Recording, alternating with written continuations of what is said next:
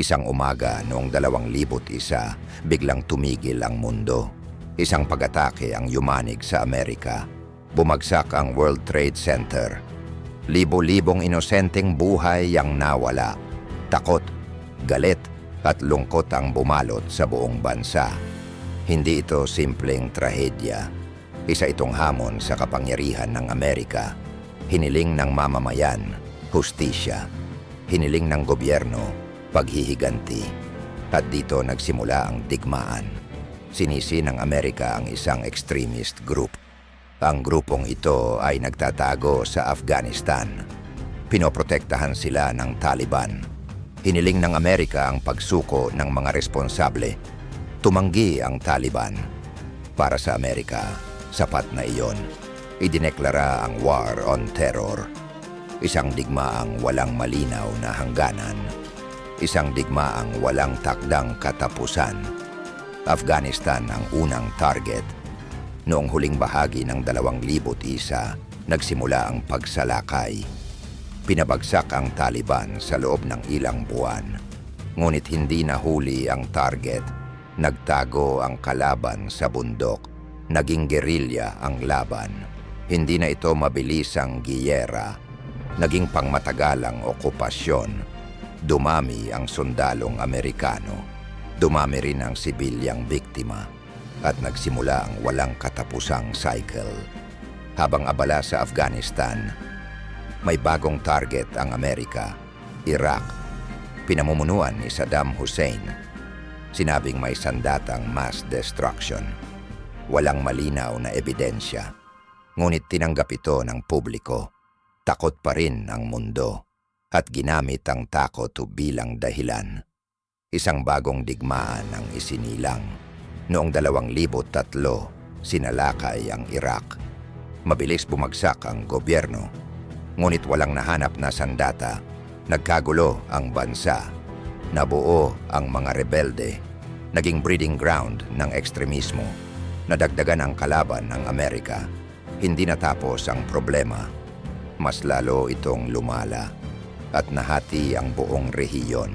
Taon ang lumipas. Palit-palit ang presidente ng Amerika. Ngunit tuloy ang digmaan.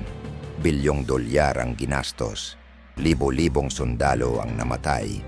Milyon-milyong sibilyan ang naapektuhan. Ngunit walang malinaw na panalo. Walang malinaw na katapusan. Naging normal ang digmaan. Hanggang sa nakalimutan na ng mundo. Mula sa kaguluhan, may bagong grupo. Mas brutal, mas radikal. ISIS. Nabuo dahil sa vacuum ng kapangyarihan. Bunga ng digmaan sa Iraq. Kumalat sa Syria at Iraq. Muling bumalik ang Amerika. Muling nadagdagan ang giyera. Mas lalo itong tumagal. Pagod na ang mga sundalo. Pagod na ang mamamayan. Pagod na ang buong mundo. Walang malinaw na tagumpay. Walang malinaw na hustisya. Tanging trauma ang naiwan. Trauma sa Amerika. Trauma sa Middle East. Trauma sa mga bata na lumaki sa digmaan. Pagsapit ng 2019, naroon pa rin ang mga sundalo. Naroon pa rin ang labanan. Naroon pa rin ang takot. Hindi natupad ang pangakong kapayapaan. Hindi na ibalik ang dating mundo. Ang digmaan ay naging negosyo. Ang takot ay naging sandata. At ang trahedya ay naging cycle na hindi naputol. Isang pag-atake ang naging dahilan ng dekadang digmaan. Hindi lahat ng sagot ay bala. Hindi lahat ng solusyon ay dahas. Ang digmaan ay madaling simulan. Ngunit mahirap tapusin. Milyon ang nagbayad ng presyo para sa desisyong ginawa sa iisang araw. Ang tanong ngayon, may natutunan ba ang mundo?